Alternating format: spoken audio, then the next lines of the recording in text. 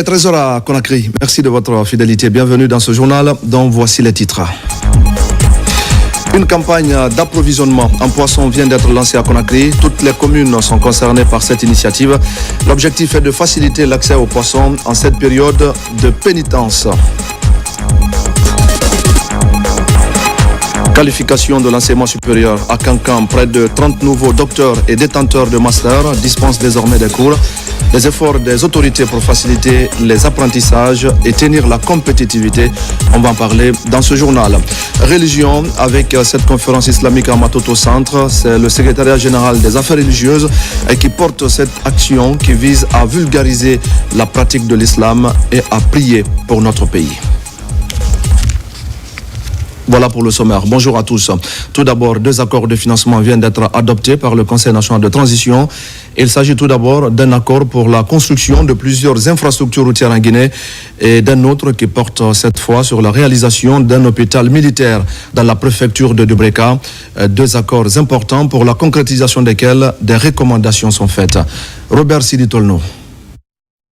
Ce sont 2 accords de financement qui ont bénéficié d'une autorisation de ratification de la part du CNT au cours de cette plénière. Le premier conclu entre la République de Guinée et la Banque africaine d'import-export ainsi que la Banque Vistagui SA est relatif au financement des projets d'infrastructures routières. Pour un montant global de 951 millions d'euros, ce programme prévoit 418 km de routes bitumées. Il s'agira des travaux de construction et de bitumage de la voirie express 2x2 voies Kagbele-Kouria, y compris les transversales T12 et T13, d'une longueur de 30 km pour un coût de 276,9 millions d'euros. Les travaux de construction et de bitumage de la route nationale RN6 Kankan-Kisudougou, longue de 185 km pour un coût de 310,2 millions d'euros. Les travaux de construction et de bitumage de la route nationale RN23 Bokeh-Gawal, longue de 185 km pour un montant de 207,6 millions d'euros. Les travaux de reconstruction et de bitumage en 2x2 voies de la corniche nord, port autonome de Conakry, hôtel Riviera à Kaloum, pour un montant de 70 millions d'euros. Les travaux de construction et de bitumage en 2x2 voies de la voirie de Dubreka pour un montant de 86,7 millions d'euros.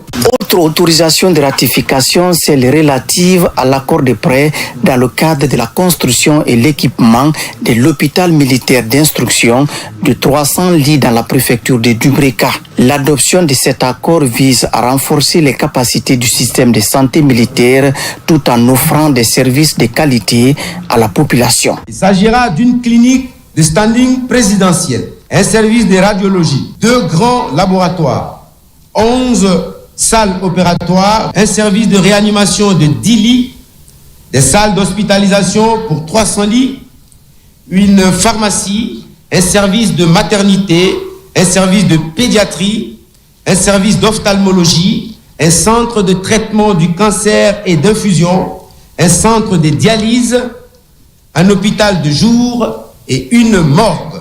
Avant d'autoriser la ratification de ces différents accords, le gouvernement, à travers les ministères de la Défense nationale et celui de l'économie et des finances, a annoncé les dispositions concrètes devant permettre la réalisation de ces accords sur le terrain. Dans une année, il y aura des experts, des médecins étrangers qui vont venir pour apprendre aux médecins militaires guinéens comment fonctionnent les appareils, les entraîner. Pendant ce temps-là, il faut former d'autres médecins.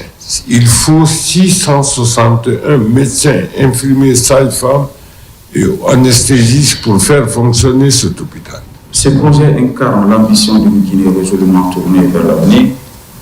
Il témoigne de notre engagement à côté du chef de l'État pour renforcer les paramètres et, je dis même, le socle du développement social et économique.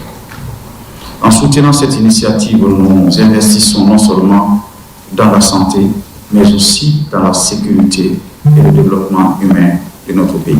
Introduits en procédure d'urgence il y a quelques jours par le gouvernement, ces accords seront ratifiés très prochainement par le président de la République après leur adoption au CNT. Dans l'actualité encore, une mission de la Direction générale de l'Agence de recouvrement des avoirs saisis et confisqués vient de séjourner à Sigiri et à Mandiana, deux préfectures dans lesquelles l'équipe a voulu s'assurer de la présence sur place de plusieurs machines saisies dans le cadre de la lutte contre l'exploitation illégale de l'or, une exploitation avec comme conséquence la dégradation de l'environnement. Tcherno Younoussaba. La direction générale de l'Agrasc est à nouveau à Sigiri et à Mandiana. Cette mission intervient après que les deux juridictions aient rendu des décisions ordonnant la gestion désormais de ces machines à l'agence. L'agence de gestion et de recouvrement des avoirs saisis et confisqués vient donc pour comparer le contenu des ordonnances à la réalité de terrain.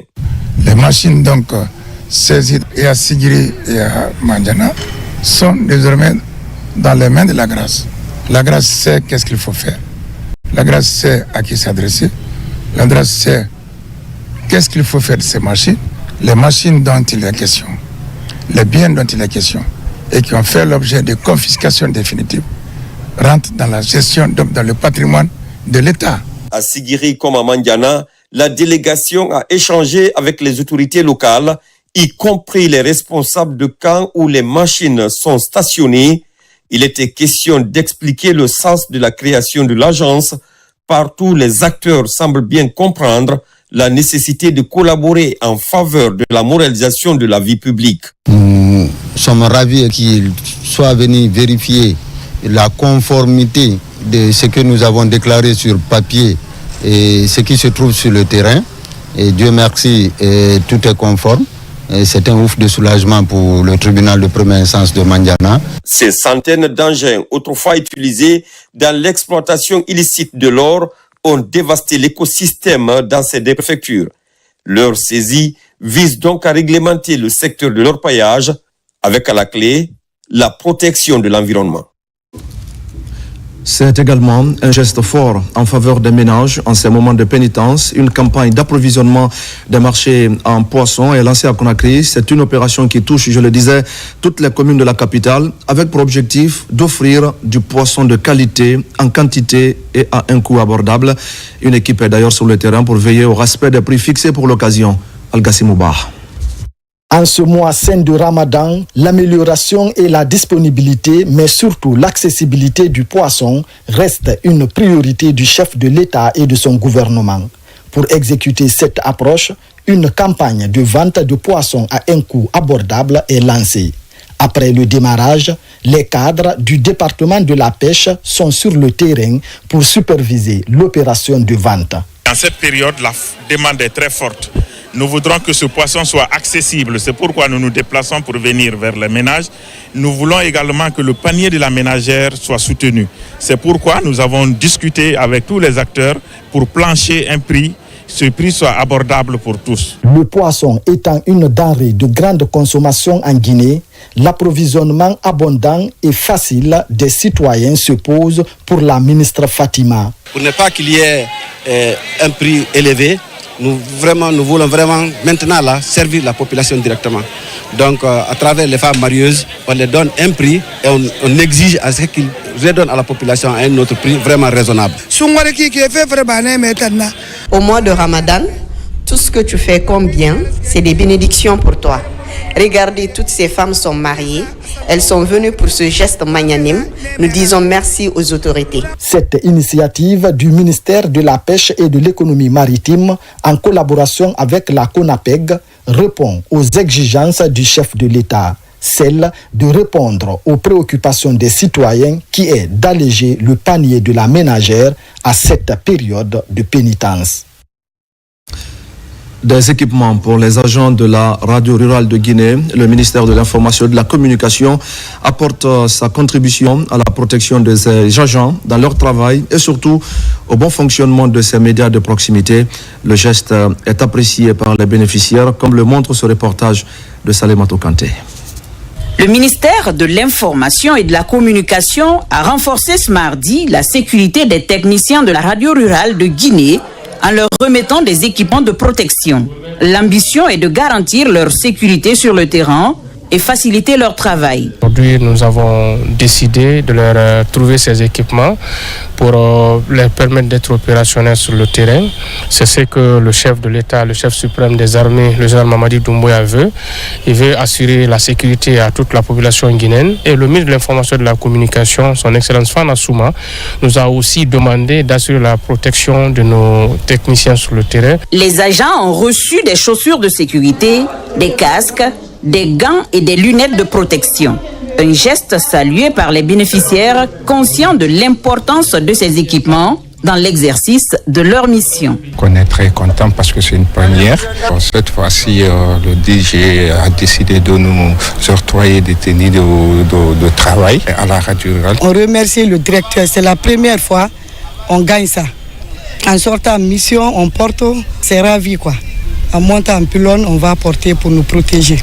Cette dotation vient s'ajouter aux nombreuses actions menées depuis l'arrivée du ministre Fana Souma à la tête du département. Sur place, les bénéficiaires s'engagent à en faire bon usage. On va parler maintenant de la qualification de l'enseignement supérieur, je le disais au sommaire, à l'université de Kankan. 28 détenteurs de diplômes de master et de doctorat entrent en service. Les diplômes sont délivrés par le service des études avancées afin de booster le programme universitaire. Un acte aussi pour encourager d'autres à poursuivre et à intensifier leur perfectionnement. Yamo Kaba.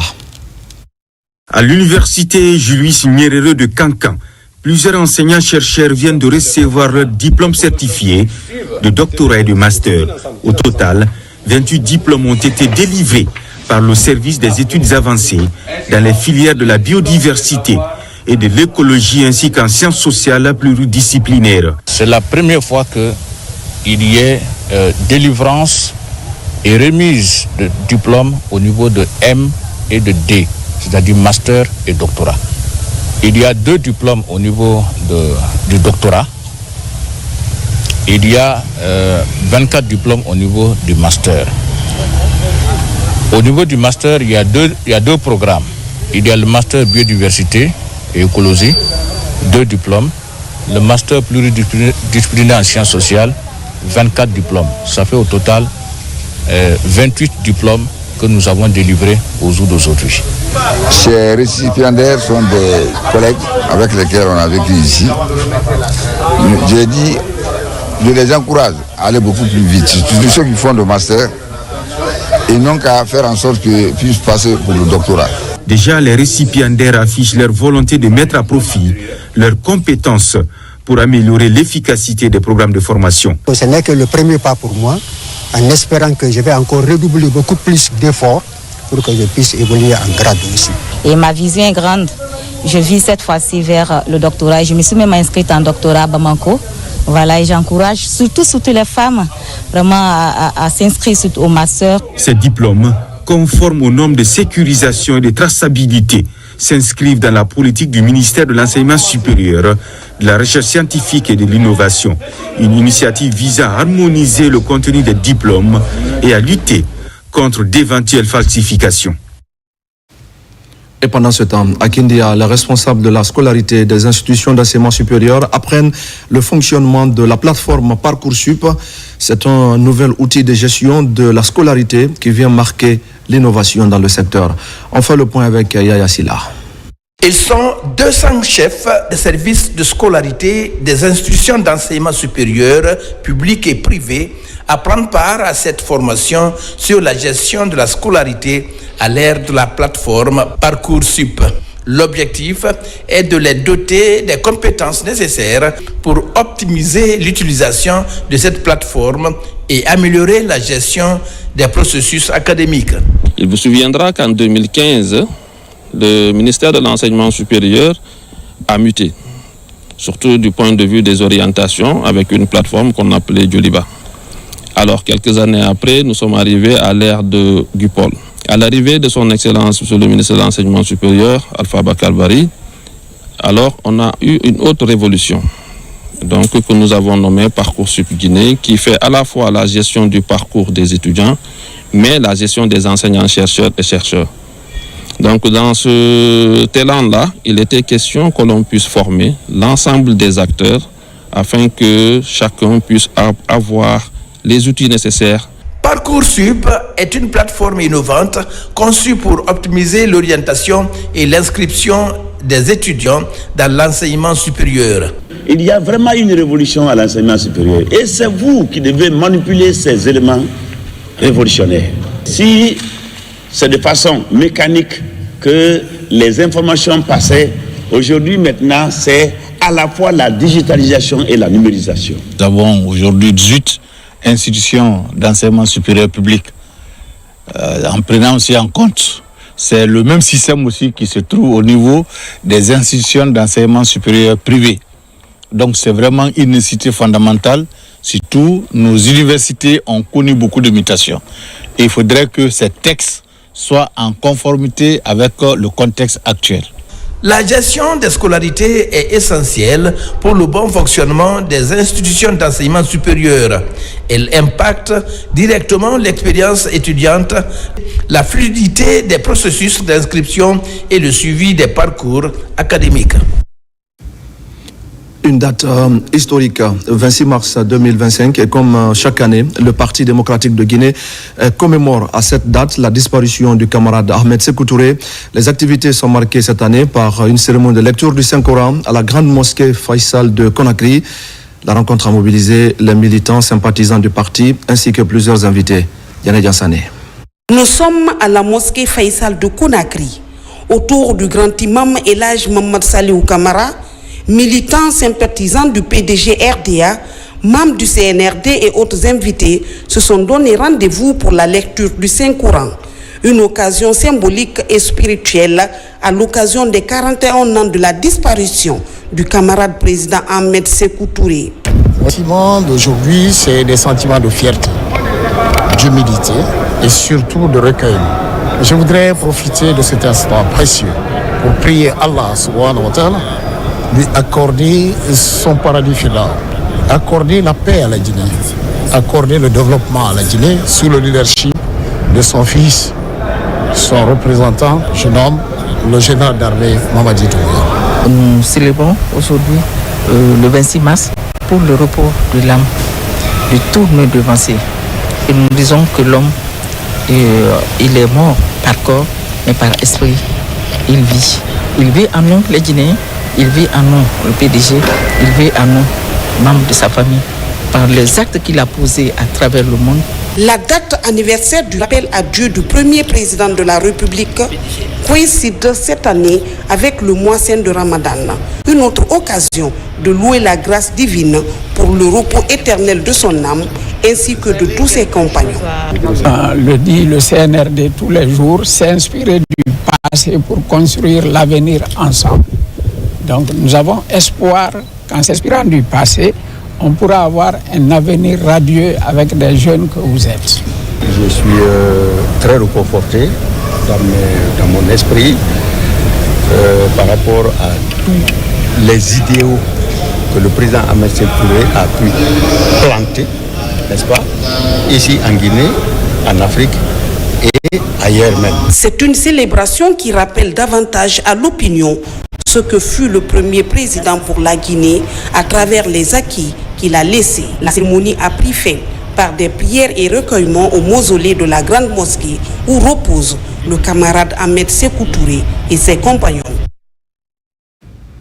À Farana, où il est né, les populations prient également pour le premier président de la Guinée indépendante. Ici aussi sont organisées une cérémonie de lecture du Saint-Coran, des prières et bénédictions, ainsi qu'un grand sacrifice, d'intenses activités sur 2 jours portées par l'association des filles et fils ressortissants de Farana. Maïmouna Bella Diallo, Ibrahima Oulem Fofana et Silati Kourouma. Farana, la préfecture qui a vu naître le responsable suprême de la révolution, commémore le décès de l'homme de 1958. Ce rendez-vous est initié par l'association des fils ressortissants de Farana, dénommée Kantia. Hier, le 25 mars, le Saint-Coran est lu plusieurs fois. Aujourd'hui, le 26 mars, le Khatim Quran a couronné cette lecture du livre saint ici à la grande mosquée. Nous remercions le général Mamadi Doumbouya Il a pris le feu président Ahmed Sékou Touré comme son père. Farana lui doit la reconnaissance à cause de la rénovation de la Villa André. Si c'est la deuxième édition, nous avons pris le serment devant l'opinion nationale et internationale que la cérémonie d'anniversaire du 26 mars, rappel à Dieu du camarade Ahmed Sékou Touré, sera fêtée maintenant à Farana de façon pérenne. La rencontre est aussi marquée par des actes de promotion du vivre ensemble et des efforts du chef de l'État, le général d'armée Mamadi Doumbouya, pour la reconnaissance des bienfaits du premier président de la Guinée. Tout c'est la reconnaissance, la prière et implorer Dieu afin qu'il puisse reposer en paix.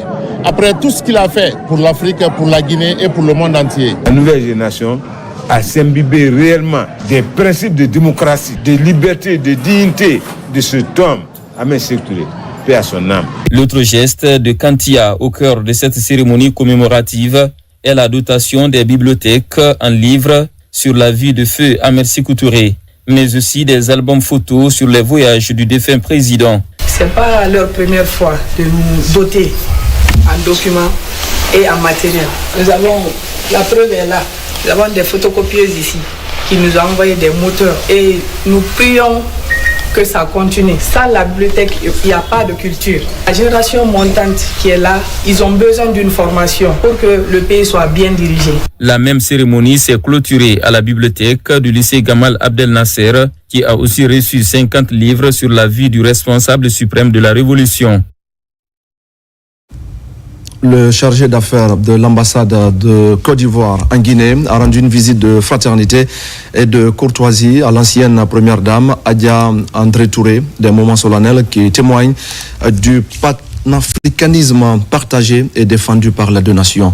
Ali Badara Kondé. C'est une visite de courtoisie et de fraternité du chargé d'affaires de l'ambassade de la Côte d'Ivoire en Guinée chez l'ex-première dame Adja André Touré. Le diplomate ivoirien est revenu sur les relations séculaires qui ont toujours existé entre les deux pays depuis les indépendances. Nous avons senti comme un devoir de venir la saluer et de venir nous enquérir de son état de santé. Fouler le sol de cette résidence nous donne de pouvoir rendre hommage à Dame Adja Touré, mais également à feu le président Ahmed Sékou Touré, qui est une figure marquante du continent africain. Cette visite des diplomates ivoiriens en Guinée témoigne du panafricanisme que le président Ahmed Sékou Touré et Félix Houphouët-Boigny ont entretenu depuis belle lurette. Leur arrivée ici pour venir saluer Adja André Touré nous réjouit à plus d'un titre, parce que c'est la consolidation des liens fraternels qui a été basée par nos aînés, qu'eux, ils sont en train de suivre. Enfin, tous nous sommes en train de suivre. Nous remercions Monsieur le chargé d'affaires et nous remercions le peuple ivoirien. À l'occasion du mois saint de Ramadan, temps de pénitence, de piété, de pardon, cette délégation a apporté quelques présents à l'ex-première dame, Adja André Touré. On termine ce journal par cette conférence islamique à la mosquée de Matoto Centre. Des débats autour du renforcement de la paix et de la cohésion sociale en Guinée. Les fidèles ont pour l'occasion lu le Saint-Coran pour les autorités et pour la réussite de toutes les initiatives qui concourent au développement de notre pays. Mohamed de Camara. La mosquée de Matoto Centre a accueilli des fidèles musulmans en ce mois béni de Ramadan pour une conférence islamique. Le thème de la rencontre portait sur le renforcement du vivre ensemble, la consolidation de la paix et l'unité entre tous les Guinéens. À la foulée de cette rencontre dédiée à la paix, le Coran a été aussi lu plusieurs fois. L'initiative est portée par le secrétaire communal des affaires religieuses de Matoto. On a profité tous les 5 samedis qui étaient dans ce mois de Saint-Ramadan pour faire notre devoir religieux. Parce que ce qu'on est en train de faire, c'est devoir religieux. Donc pour que, Inch'Allah, on puisse accompagner, c'est la manière d'accompagner notre président, le général Mamadi Doumbouya, pour qu'il puisse exercer ses pouvoirs dans la paix, dans l'unité, et Inch'Allah, pour que nous aussi, à notre tour, on puisse se connaître, on puisse renforcer notre relation. Les citoyens de la commune saluent l'initiative de ce double événement islamique en faveur de la paix et l'unité nationale entre tous les Guinéens. J'avoue que le thème dont on a fait état au cours de la conférence islamique, ce sont des thèmes d'actualité, ce sont des thèmes de moralisation, des thèmes de sensibilisation par rapport à la vie sociale, par rapport à la tenue du foyer, par rapport au comportement de l'homme et de la femme dans le foyer, par rapport au comportement de l'être humain ici-bas et pour le bénéfice d'en haut. Depuis le début de ce mois de pénitence, le secrétariat communal des affaires religieuses de Matoto a mené plusieurs activités allant dans le sens de la consolidation de la foi religieuse et le renforcement du tissu social à Matoto et dans le reste du pays. Voilà, mesdames et messieurs, c'est la fin de ce journal. Merci à tous de l'avoir suivi. Je vous retrouve tout à l'heure à 17h pour un nouveau point sur l'actualité de la Guinée, notre paradis, terre de richesse et d'innovation. À tout à l'heure.